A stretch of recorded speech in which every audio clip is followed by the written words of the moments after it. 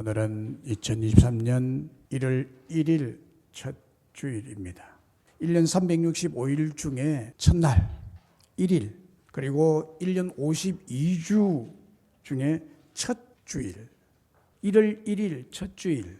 뭔가 새로운 느낌, 신선한 의미, 뭔가 호흡이 맞고 꽉 찬, 정말 주님께서 역사의 주인이 되신다는 계시적인 신비로운 의미가 있는 복된 날이고 복된 주일입니다.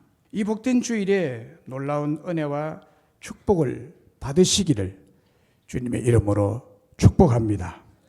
우리는 해마다 한 해를 보내면서 못다 이룬 꿈과 수많은 아쉬움 때문에 마음이 아프지만은 이제 새해를 맞이함으로 또다시 꿈과 목표를 가지고 새 출발을 했습니다.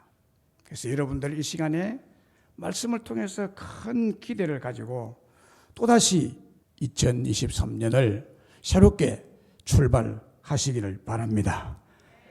오늘 설교 제목은 새해 명성교회를 복구하라입니다. 몇 개월 전부터 주님께서 저에게 어떤 환상을 보여주셨어요. 계속 없어지지 아니하고 특이한 환상을, 생각지도 못한 환상을 저에게 보여줬습니다. 그 환상은요, 제가 너무 작고 주먹만 하고 초라한 모습으로 한 건물 모퉁이 모서리에 쪼그리고 앉아서 고개를 파묻은 채 슬피 울고 있는 그 환상이 낮에는 안 보이다가 새벽 기도 때마다 제 앞에 나타났습니다. 그래서 제가 그걸 보면서 내가 너무 힘들구나, 너의 모습이 그런 모습이야 라고 보여주는 듯 했습니다. 그리고 계속 쭈그리고 앉은 제 초라한 모습을 보면서 기도하는데 제 마음속에 이런 음성이 들렸습니다. 교회를 복구해라, 교회를 복구해라. 그래서요, 오늘 첫날 첫 주일 설교 제목을 새해의 명성교회를 복구하라로 정했습니다. 몇 주간 이 제목으로 설교를 여러분들에게 드리기를 원합니다. 근데 제가 웅크리고 앉아있는 그 초라한 모습에서 제 마음속에 울려 퍼지는 그 음성, 교회를 복구해라. 어디가 무너졌나? 파괴된 것도 없는데, 지난 태풍 때에도 물이 조금 샌 것밖에 없는데 복구할 때라는 것은 별로 없다고 생각하는데 왜 복구하라고 그러지? 그래서 복구할 것이 뭘까를 깊이 생각하고 묵상하기 시작했습니다. 오늘 설교 제목과 같이 우리 교회에 무너지고 해파된 것이 무엇인지, 그래서 복구해서 다시 회복하고 원상으로 복구해야 될 것이 무엇인지를 여러분들에게 이제 알게 해야 된다는 거예요. 그래서 불갑을 오늘 설교를 시작하고 첫 주일에 부정적인 이야기를 하면서 시작해야 되는 저희 입장을 양해하시고 들어주시기를 바랍니다. 다 아는 사실이지만 2019년에서 2022년 약 4년 동안 코로나19 감염병으로 인해서 어려움이 굉장히 많았죠. 교회들이, 우리 교회뿐만 아니라 모든 교회들이 그랬죠. 거기에다가 엎친 데 덮친 격으로 메가톤급 쓰나미가 우리 교회 전체를 휩쓸고 지나갔습니다. 그 쓰나미는 2019년도에 일어난 현대판 바리새파 종교 집단의 목사들과 장로들의 살기등등한 공격이었습니다. 그 잔인한 공격으로 주님 몸된 교회를 잔멸을 했던 업무로 교회의 근본이 흔들릴 정도로 해파가 되었습니다.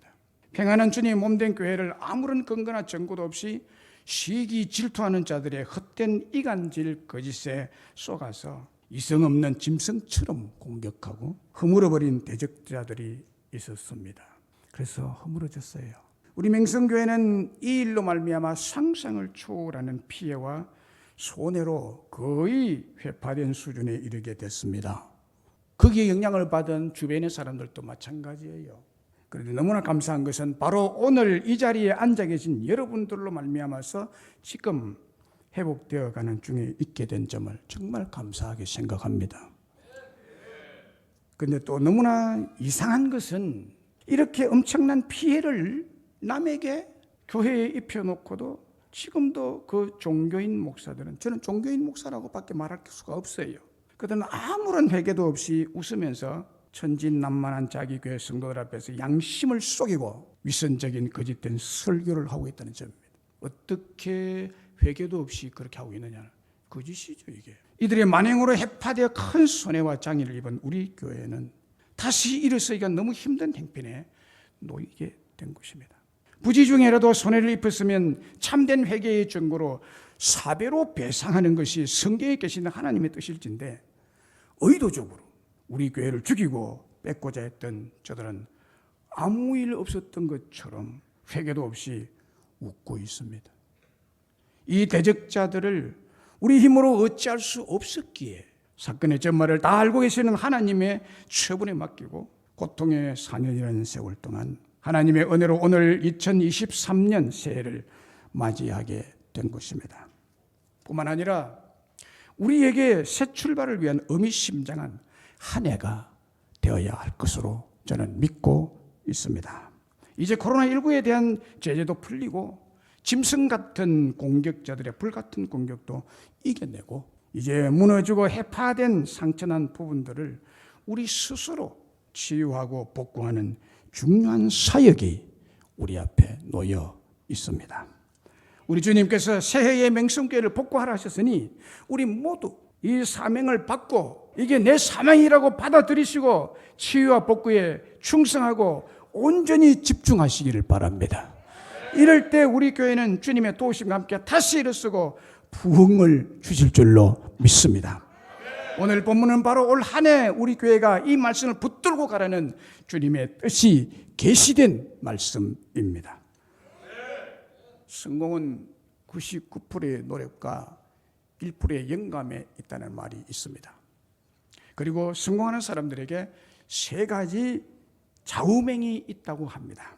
첫째는 절대 낙심하지 않는다. 둘째는 반드시 끝까지 해낸다. 세 번째는 결코 희망을 포기하지 않는다라는 것입니다. 99%라는 인간 최대의 죽도록 노력과 힘들고 어려워도 낙심하지 않고 결코 희망을 포기하지 않고 끝까지 해낸다 하더라도 하나님께서 그 사람에게 은혜를 베푸시지 않으면 안 되는 것입니다. 그런데 오늘 본문에서 우리 교회가 평안하고 회복과 복구가 일어나고 큰 부흥을 이루는 은혜의 길을 안내하고 있습니다. 초대교회 즉 온 유대와 갈릴리와 사마리아 교회의 성도들이 교회를 든든히 세웠기 때문에 교회가 평안했고 주를 경외하는 교회가 되었고 성령의 위로로 크게 수가 많아지는 성장을 하게 되었다는 말씀을 우리가 오늘 읽었습니다. 우리 교회도 온 유대와 갈릴리와 사마리아 교회처럼 교회다운 교회가 되어야 되겠다는 생각이 많이 있습니다. 그리고 특별히 주님께서 저에게 6개월가량 환상과 함께 강하게 저의 마음을 이끈 말씀이 바로 오늘 이 말씀입니다. 그래서 2003년 한 해 주제 성구로 삼는 말씀으로 택하게 된 것입니다. 오늘 본문에서 2023년 새해에 우리 교회를 향한 메시지가 뭐냐? 그래서 하나님께서 여러분들을 사명자로 부르셨다는 거예요.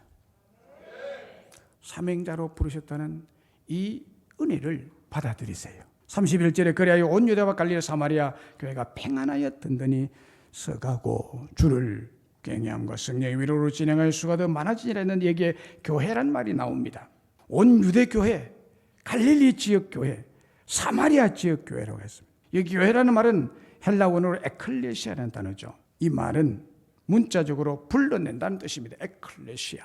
에크와 칼레오가 합해진 거예요. 불러낸다, call out. 그래서 교회라는 원어의 뜻은 민족들과 종족들 가운데서 또 세상 가운데 살아가는 모든 사람들 가운데서 하나님께서 특별히 구별해서 불러낸 집단, 그 교회라는 거예요. 전적으로 세상 단체와 다른 새로운 공동체, 하나님을 믿는 구별된 집단을 뜻하는 말이 교회, 에클레시아, 처치라는 뜻입니다. 예수님께서 가이사랴 빌립보에서 베드로에게 하신 말씀에도 교회라는 말을 사용했는데 그때 주님이 베드로를 향하여 무슨 말씀했습니까? 이 반석에 내가 내 교회를 세우리라. 내 교회를 세우리라. 교회라는 에클레시아는 특별한 백성, 곧 선택을 받아서 하나님의 통치를 받는 백성들을 가리키는 뜻이기도 합니다. 그러니까 이 에클레시아라는 뜻은 두 가지인데요. 하나는 하나님이 특별히 선택한 백성들의 모임, 또 하나는 왕의 통치를 받는 단체 백성들, 두 가지 뜻입니다. 마태복음 16장 18절에 너는 베드로라, 내가 이 반석 위에 내 교회를 세우리니, 내 교회를 세우리니, 주님께서요, 주님 자신의 교회를 세울 것이래요. 그래서 우리 맹성교회가 있는 것입니다. 우리 맹성교회는 주 예수님이 친히 세우신 교회인 줄로 믿습니다. 음부의 권세가 절대로 이기지 못하리라. 할렐루야. 무슨 말씀입니까?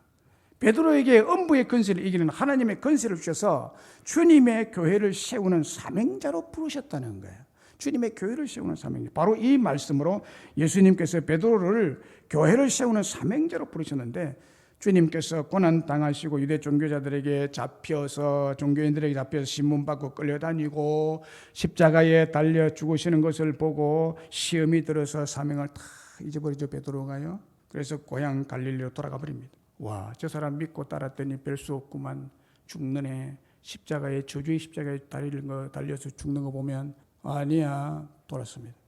교회를 복과에 세우라는 주님의 부르심을 저버린 베드로에게 부활하신 주님께서 다시 찾아가셔서 사명을 다시 상기시켜 주셨죠. 요한복음 21장 15절 하반절에 이 사건이 기록이 되어 있어요. 예수님께서 아침에 갈릴리 바다를 찾아갔어요. 베드로가 고기 잡고 있는 그 현장에. 그래서 시몬의 아들 베드로와 함께 아침을 같이 먹습니다. 고기를 구워서, 생선을 구워서 먹고 난 다음에 예수님께서 이렇게 말합니다. 요한의 아들 시몬아, 네가 이 사람들보다 나를 더 사랑하느냐? 주님, 그러합니다. 내가 주님을 사랑하는 줄을 주께서 아시나이다. 주님이 내 어린 양을 먹이라. 또 두 번째로 요한의 아들 시몬아, 네가 나를 사랑하느냐? 그러합니다. 내가 주님을 사랑하는 줄을 주님께서 아시나이다. 내 양을 치라. 세 번째 또 말합니다. 요한의 아들 시몬아, 네가 나를 사랑하느냐? 주께서 세 번째 네가 나를 사랑하느냐 하심으로 베드로가 근심하여 말하면서 주님, 모든 것을 아시오매 내가 주님을 사랑하는 줄 주께서 아시나이다. 예수께서 이르시되 내 양을 먹이라. 사명을 다시 일깨워주고 있습니다. 사명을 잃어버린 자에게 교회를 세운다 했는데 그것을 잃어버리고 가버린 거예요. 자, 여기 내 어린 양을 먹이라, 내 양을 치라, 내 양을 먹이라는 말씀은 교회의 어린 신자들을 양육해서 교회를 세우고 튼튼히 세우는 사명자로 불렀다. 네가 왜 여기 있느냐 이 말이에요. 오늘 우리 성도들의 문제 중 하나가 이 베드로처럼 대부분의 성도들이 자신의 사명에 대해 잘 알지 못하고 사명과 관계없는 옛 직업에 집중해서 살아가고 있다는 거예요. 다 잊어버려요. 베드로처럼 자기 직업에 집중하고. 물론 직업을 허술하게 생각하면 되겠습니까? 최선을 다해야죠.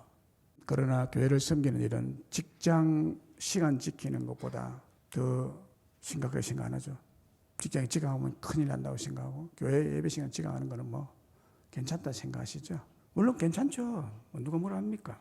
그러나 여러분들이 그렇게 생각하면 안 되는 거예요. 행편이 어렵다고 빠져도 되지 뭐. 직장에 빠집니까? 직장에 집에 행편이 어렵다고 빠져요? 빠져도 되겠지 뭐. 이렇게 생각합니까? 그렇게 생각하는 사람 어디 있어요? 직장인이. 교회는 행편이 어려우면 빠지지 뭐. 어느 곳을 더 중하게 생각해야 되겠습니까? 한번 생각해 보시죠. 베드로처럼 절망하고 실망하고 시험 들어서 다시 고기 잡고 있지 않느냐. 그런 우리에게 지금 1월 1일 첫 주일에 말씀하십니다. 내 어린 양을 먹이라. 내 양을 치라. 내 양을 먹이라. 이 말씀을 달리 표현하면 내 교회를 세워라. 내가 세울 것이다. 너를 도와주마. 내 교회를 세워라. 피해보고 무너진 교회를 복구하라는 사명자로 부르시는 주님의 음성이에요. 그런데 이 사명자를 누구를 부르느냐는 거예요. 사명자의 자격이 뭐냐? 사명에 대한 자격이 없다라고 생각하고 이 사명을 생각 안 하고 살아가거든요. 한번 보세요, 여러분. 누구에게 사명을 줬는지. 누구에게 교회를 세우는 사명, 이 막중한 교회 복구를 위해서 사명자를 세워주시는지 한번 보시라고요. 고린도전서 1장 26, 29절 이런 말씀이 있어요. 형제들아 너희를 부르심을 보라. 하나님께서 너희를 부르심을 사명자를 부르신 사람들을 보아라. 어떤 사람을 내가 불렀는지 너희들 한번 보아라 라고 하면서 말씀합니다. 육체를 따라 지혜로운 자가 많지 아니하면 능한 자가 많지 아니하면 문벌 좋은 자가 많지 아니하도다. 그러나 하나님께서 택한 자가 누구냐? 세상에 미련한 것들을 택하사 지혜로운 자들을 부끄럽게 하시려고 하시고 세상에 약한 것들을 택하사 강한 것들을 부끄럽게 하시려 하시며 하나님께서 세상에 천한 것들과 멸시받는 것들 없는 것들을 택하사 있는 것들을 폐하려 하시나니 왜 이런 자를 택해서 사명자로 맡겨주셨느냐? 아무 육체도 하나님 앞에서 자랑하지 못하게 하기 위해서 이런 사람을 택했느니라. 자랑할 것이 전혀 없는 무자격자 같은 사람을 택해서 교회를 복구하고 교회를 세우는 사명자로 내가 불러서 세웠다. 이것을 보아라. 자, 그렇다면 여러분 누가 사명자죠? 어떤 사람을 교회를 세우고 복구하는 사명자로 부르셨는지 분명히 밝히고 있는 말씀이죠. 누구를 사명자로 부르시다고 생각하십니까? 세상에 미련한 사람들, 세상에 약한 사람들, 세상에 천한 사람들, 멸시받는 사람들, 세상에 없는 사람들을 택했다. 왜? 자랑 못하도록. 하나님께서 교회를 복구하는 중차대한 사명자로 부른 그것을 교회를 세우는데 사명을 맡긴 사람들 보면 세상적인 기준이나 인간적 기준이나 도덕적 윤리적으로 보면 자격 미달자입니다. 오히려 큰 권세와 권력을 가진 자들, 고귀한 귀족 가문, 천재 가문, 힘 있는 사람, 능력 있고 영향 있는 사람, 부자, 돈 많은 사람, 돈이 많아서 쓸 데가 없는 사람, 이런 사람이 더 적합한 사람들이라고 생각 안 합니까? 그러나 하나님은 정반대네요. 그 이유는 자랑 못하게, 내가 했다고 자랑 못하도록 이 사람들을 가지고 하나님이 함께 하시겠다. 오늘 저와 여러분들을 택해서 이 영광스러운 자리에 거룩하신 하나님 앞에 있게 하신 은혜가 말로 다 할 수 없는 제가 표현하고자 하는 것은 어마어마한 기적 같은 은혜입니다. 왜요? 우리가 얼마나 어리석고 미련하고 썩고 부패하고 형편없는 연약한 존재라는 사실을 겸손히 그리고 깊이 깨닫는 자만이 하나님의 부르심이 얼마나 큰 은혜이냐, 하나님이 사명을 맡긴 것이 얼마나 큰 은혜냐. 부풀어 오르는 교만을 깨버리고 겸손히 맡겨준 사명을 잘 감당할 수 있기 때문에 바로 이런 자를 택했다. 할렐루야. 하나님께서 불러쓰셨던 아모스 선지자를 보세요. 이렇게 그는 말합니다. 나는 선지자가 아니며 선지자 아들도 아니요 나는 목자의 뽕나무 배양하는 자로서 양떼를 따를 때 여호와께서 나를 데리다가 내게 이르시기를 사명을 맡겼다라고 말합니다. 무슨 말입니까? 나는 대단한 사람이 아닙니다. 나는 자격 없는 사람이에요. 나 선지자 자격이 없는 사람이에요. 나는 뽕나무 키우고 목동이고 그런 부족한 사람, 농부의 한 사람인데 하나님이 나를 택해서 선지자로 세웠다. 사사 기도원 보세요. 사사 6장 15절에 오 주여 내가 무엇으로 이스라엘을 구원하리까? 보소서 나의 집은 므낫세 중에서 극히 약하고 나는 내 아버지 집에서 가장 작은 자입니다. 어찌 나를 택해서 이스라엘 구원한 사사로 택하려고 하십니까? 자기 미달자입니다. 예레미야를 보십시오. 슬프도소이다 주 여호와여 보소서 나는 아이라 말할 줄을 알지 못합니다. 어째서 나를 선지자로 택하십니까? 이 얘기를 하고 있습니다. 이스라엘 해방하는 모세도 자신은 과실도 있고 늙고 연약하여서 말에도 어눌한 자임이 인식했던 사람들입니다. 제자들도 마찬가지입니다. 나를 떠나서도 저는 죄인임이라고 고백했던 사람들 아닙니까 여러분? 자신이 하나님의 부르심을 받아 사명을 받을 만큼 대단한 사람이라고 생각했던 사람은 아무도 없습니다. 사울이었던 바울을 보십시오. 오늘 본문 속에 속해 있는 9장 1절에 보면 사울의 부르심과 사명에 대해서 자세히 소개하고 있습니다. 그 사람 사울은 주의 제자들과 주의 교회에 대해 여전히 위협과 살기와 등등의 교회를 완전히 없애려고 한 거예요. 제자들을 감옥에 가두어버리고 죽이고 적대감이 얼마나 엄청났던지 여전히 위협과 살기가 등등해서 교회를 잔멸하려고. 그는 수단과 방법을 가리지 않고 교회와 신실한 그리스도인들을 야수처럼 물어뜯고 짓밟고 죽임으로 교회를 쑥대밭으로 만들던 사람입니다. 사울. 그런데 이런 사울을 주님께서 사용하신다? 교회를 세우는 사명자로 주님께서 불러 세우신다? 말이 됩니까 이게? 이게 말이 되는 소리예요? 다른 사람은 몰라도 이 사람을 쓰셔서는 안 된다는 것입니다. 그런데 보세요. 인간의 생각을 뒤집고 주님은 이 사람 부르시고 사명을 맡기십니다. 왜요? 은혜입니다. 이게 은혜라는 거예요. 고린도전서 5장 10절에서 그는 이렇게 고백합니다. 그러나 나의 나된 것은 하나님의 은혜로 된 것이니 내게 주신 그의 은혜가 헛되지 아니하여 내가 모든 사도보다 더 많이 수가 있어 내가 한 것이 아니 오직 나와 함께 하신 하나님의 은혜로라. 그는 은혜를 바로 알았습니다. 그는 무자격자인 것을 바로 알았습니다. 교회를 없이 하려고 하던 사람이 오히려 교회를 세우는 사명자로 주님 부르신 것은 뭐냐?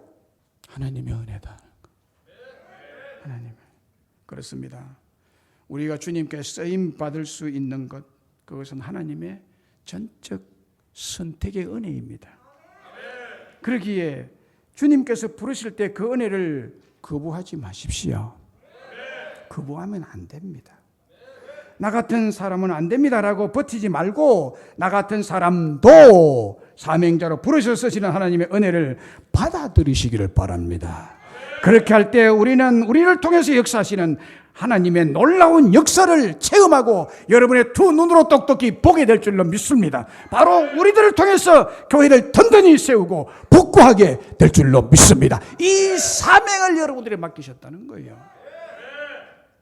그리고 하나님께서 이세에 주시는 음성이 뭡니까? 너희들이 이 맹성교회를 복구해라. 이 음성이에요. 31절에서 중요한 말씀은요, 든든히 서 갔다는 말이에요.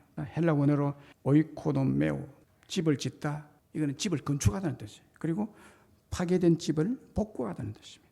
오이코도모스, 즉 건축가라는 단어에서 파생된 오이코도메오, 전문 기술을 가진 건축자가 파괴된 집을 복구하고 새 집을 다시 세운다는 뜻이에요. 이 말씀의 숨은 뜻은 하나님께서 온 유대와 갈릴리와 사마리아 교회에 소속된 성도들을 교회를 세우고 복구하는 사명자로 부르셨다는 뜻이 거기에 포함이 되어 있습니다. 교회를 세우는 사명을 받은 자들이 교회를 든든히 세웠다고 말씀하고 있습니다.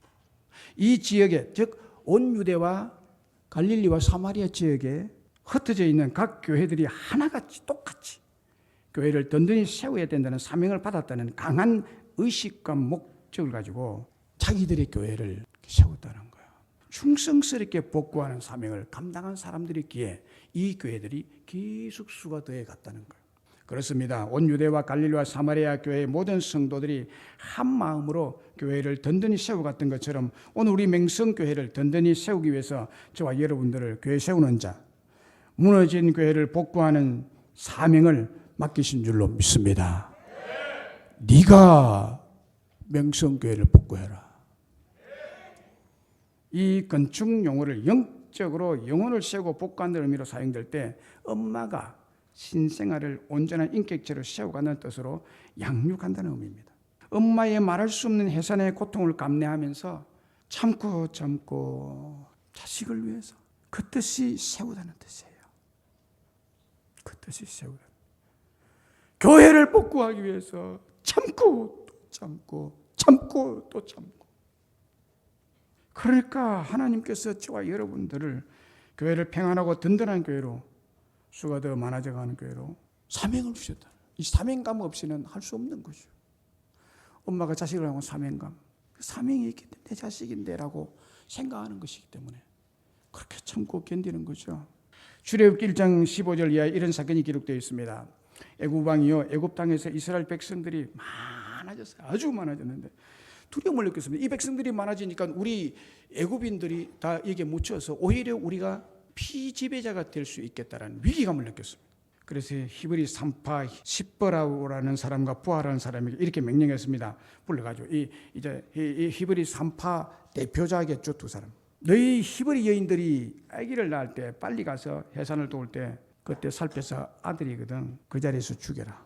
이 명령을 내렸어요. 그런데 하나님께서 그 산파들에게 은혜를 베푸셔서 이스라엘 백성은 더 번성해 갔습니다. 그리고 하나님의 은혜를 받은 이들은 산파들은 출애굽기 1장 17절에 보면은 이렇게 기록하고 있습니다. 그러나 산파들이 하나님을 두려워하여 애굽 왕의 명령을 어기고 하나님을 두려워하여 애굽 왕의 명령을 어기고 남자 아기를 살린지라. 누구의 말을 들어야 되느냐? 여러분, 여기 산파들은 오늘 우리들입니다. 오늘 여러분들입니다. 산파들은 여러분들이에요. 교회를 세우고 복구하기 위해서 산파의 사명을 가진 자들이 저와 여러분임을 믿으시기를 바랍니다. 그 여러분들은 누구의 명령을 따라야 됩니까? 대통령입니까? 하나님의 명령입니까? 이렇게 귀한 어린 생명을 살리고 나라를 번성하고 매우 강해져 가도록 한 산파들에게 하나님께서 내린 상급을 보세요. 놀랍습니다.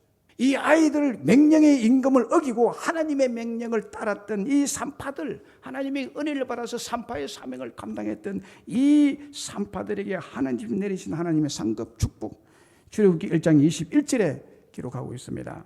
우리 함께 다 같이 크게 읽어봅시다. 시작.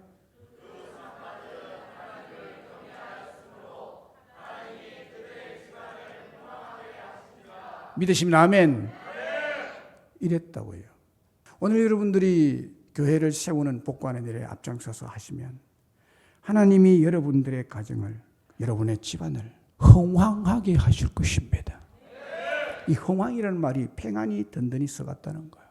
하나님이 책임지십니다. 만약에 산파들이 하나님의 명령을 어기고 애굽 왕의 명령을 따랐다면 이 집은 망했을 거예요. 하나님의 심판을 받았을 거예요. 바로 왕이 심판받았듯이.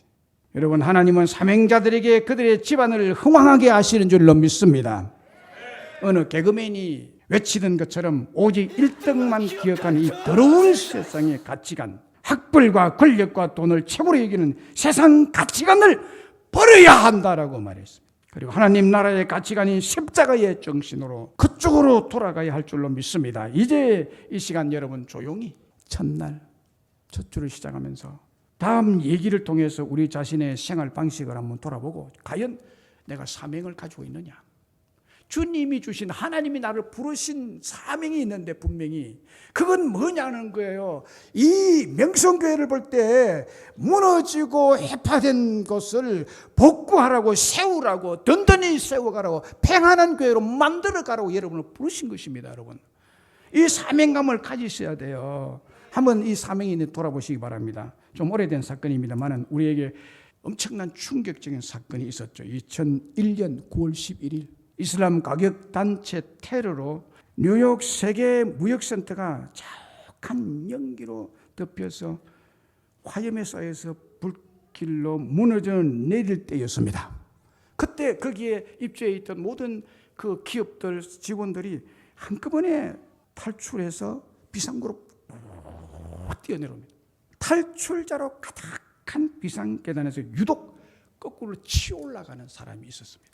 바로 소방관입니다. 왜 올라가느냐고 물었더니 그 소방관이 이렇게 말했습니다. This is my job. 이게 내 사명입니다. 그 한마디 남긴 채 화염 속으로 사라져갔습니다. 여러분, 이게 사명이에요. 이 소방관은 먹고 살기 위한 직업으로만 여기지 아니하고 자신의 사명으로 알고 믿고 불기둥 그 무너져 녹아내리는 사건의 현장으로 뛰어들었던 것입니다. 9.11 사태 때 이런 사명의 충성함으로 순직한 소방관이 347명. 교회를 위해서 죽겠나요? 그래서 이 사건 이후에 당신은 어떤 직업을 가장 존경하느냐 조사에서 미국과 유럽 사람들은 소방관 1위에 올랐어요. 우리나라에서 목사와 장로와 기독교인들의 신뢰도가 얼마나 처참하리만큼 떨어져 있는지 잘 아는 우리로서는 참 부끄러운 일이고 부러운 일입니다. 소방관들은 소명을 알고 사명을 알고 사는 사람들이에요. 우리나라 소방관들도 마찬가지죠. 군인들도 마찬가지입니다. 여러분, 교회를 세우는 복구자로 부름받은 사명이 있는 우리들은 교회를 위한 사명이 어느 정도냐. 주님의 몸된 교회를 어떤 목적으로 출입하십니까? 소설가 이회수는 이런 말을 했습니다. 예전에는 대학생들이 책을 읽지 않으면 대학생 취급을 받기 힘들었지만 지금은 대접을 받으며, 예전에 대학가는 서점이 호황을 누렸지만 지금은 술집이 호황을 누리고, 예전에는 호스티스들이 여대생 흉내를 냈지만 지금은 여대생들이 호스티스 흉내를 내고 다니는 뒤죽박죽된 세상이요, 양심도 예절도 전통도 기품도 낭만도 죽은 세상이 되었다라고 한탄했습니다. 맞는 말이에요, 여러분. 가치 전도가 돼버린 세상. 오늘 교회에 다니는 성도는 어떤 이미지일까요? 여러분, 세상 사람들의 눈에 어떤 이미지로 비쳐 있습니까? 예전에는 소명이나 사명감이 없으면 크리스천 취급을 받기 힘들었습니다. 저희가 청년 때 그랬습니다. 제가 신학생 때 그랬습니다. 지금은 크리스천이라는 것이 소명이나 사명감 없이도 크리스천 대접을 받습니다. 소명도 죽었고 사명도 죽었습니다. 그래서 교회가 서서히 죽어가고 있습니다. 요한계시록에 나오는 사대 교회처럼 살았으나 죽었다는 진단이 오늘 우리 교회의 모습이 아닌지 심히 두려운 일입니다. 사명에 살아있으시기를 주의 이름으로 축복합니다. 고린도전서 4장 1절 2절에 사람이 마땅히 우리를 그리스도 일꾼이요 하나님의 비밀을 맡은 자로 여길지어다. 그리고 맡은 자들의 구할 것은 충성. 요한계시록 2장 10절에 네가 죽도록 충성하라. 그리하면 생명의 면류관을 너에게 씌워 주리라. 올 한 해 무너진 우리 명성교회를 복구합시다. 든든히 세웁시다. 그냥은 안 됩니다. 희생을 각오해야 됩니다. 죽도록 충성을 다하는 사명자들이 되어야 될 줄로 믿습니다. 그리고 교회를 평안하게 해야죠. 시험을 일으키는 자가 되지 마시기 바랍니다. 교회를 평안케 하는 자가 되시기를 바랍니다. 피스메이커가 되시기를 바랍니다. 그가 하나님의 아들입니다. 교회를 든든히 세워가는 일에 목숨 거시기 바랍니다. 말씀 맺습니다. 올 한 해 하나님께서 우리 모두에게 주신 말씀은 우리를 사명자로 부르셨다. 얼마나 놀라운 은혜인지 몰라요. 내가 사명자는 사명자가 아닌데 사명자 따로 있지. 이게 이제 아니라는 거예요. 그래서 고린도전서 1장을 여러분들에게 소개해서 하나님의 부르심을 보라고, 우리 명성교회 복구하라는 명령과 사명을 여러분 각자에게 주셨습니다.